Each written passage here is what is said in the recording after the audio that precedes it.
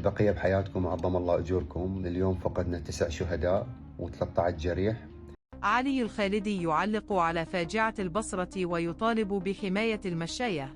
إلى متى تتكرر المأساة؟ احنا كنا نتمنى أحباب الحسين وأصحاب هذه القضية تتأمن لهم حياة، تتأمن لهم وسائل نقل تليق بالقضية الحسينية. يعني ما يستاهل الإمام الحسين سلام الله عليه أن احنا نسوي طريق باسمه، هذا مخصص للمشاية بعيد عن الطرق الرئيسة وما يقطع الحياة اليومية. علق الإعلامي العراقي علي الخالدي على فاجعة البصرة التي أودت بحياة عدد من الزوار، معبراً عن حزنه الكبير لما حدث ومطالباً الجهات المعنية باتخاذ إجراءات حقيقية لحماية المشاية. وقال الخالدي إن ما جرى اليوم في البصرة ليس الحادث الأول منها وتوفرها بصورة عامة هذا واجبكم، أما هذه القضية بصورة خاصة لازم لها اهتمام حتى ما نخسر، وعظم الله أجركم. وبصراحة يعني هي فاجعة وصدمة، والله يكون بعون كل المقربين من الشهداء. مضيفاً: كل سنة تتكرر نفس الحالة في محافظة مختلفة، وإلى متى يبقى الزائر هو الضحية؟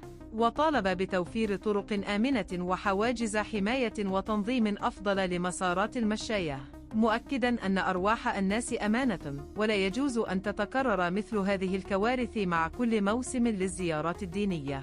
كما دعا إلى محاسبة المقصرين واتخاذ خطوات جدية تمنع تكرار المأساة مستقبلاً، مشيراً إلى أن الحزن لا يكفي ما لم تتخذ إجراءات تحمي الأبرياء. تصريحات الخالدي لاقت تفاعلاً واسعاً من الجمهور، حيث أيد كثيرون دعوته لتأمين طرق المشاية ووضع حلول دائمة بدل الاكتفاء بردود الفعل بعد وقوع الحوادث. رحم الله شهداء فاجعة البصرة، وألهم ذويهم الصبر والسلوان. ولا تنسون تضغطون لأيك وتتابعوننا ليوصلكم كل جديد من صياد المشاهير. السلام عليكم. البقية بحياتكم وعظم الله أجوركم. اليوم فقدنا 9 شهداء و13 جريح بشمال البصرة بطريق الهارثة، رايحين زيارة الإمام الحسين. اجت سيارة ودعمتهم، فهذه فاجعة. وللأسف يعني احنا كنا نتمنى أحباب الحسين وأصحاب هذه القضية تتأمن لهم حياة، تتأمن لهم وسائل نقل تليق بالقضية الحسينية. يعني ما يستاهل الإمام الحسين سلام الله عليه أن احنا نسوي طريق باسمه، هذا مخصص للمشاية بعيد عن الطرق الرئيسة وما يقطع الحياة اليومية، وتكون بهاي الطرق وسائل نقل متقدمة، ممكن محطات استراحة، نقاط إسعاف أولية، ممكن تحط له سقيفة، وهذا مو صعب.